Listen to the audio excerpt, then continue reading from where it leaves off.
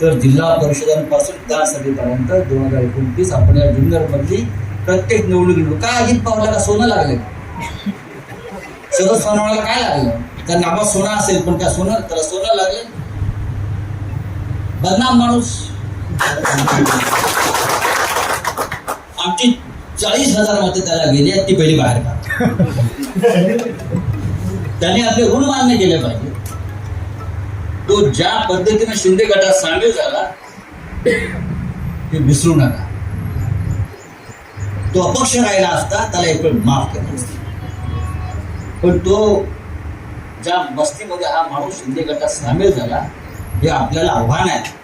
आणि हा माणूस परत विधानसभेत दिसता कामा नये आपण घेतला.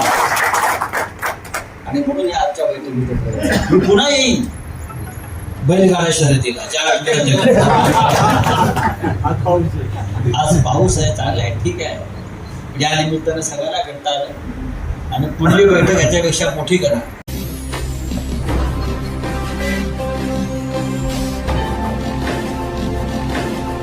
ताज्या घडामोडी आणि नवनवीन माहिती मिळवण्यासाठी समाज दर्पण या YouTube चॅनलला सबस्क्राईब करा आणि बेल आयकॉनवर क्लिक करा.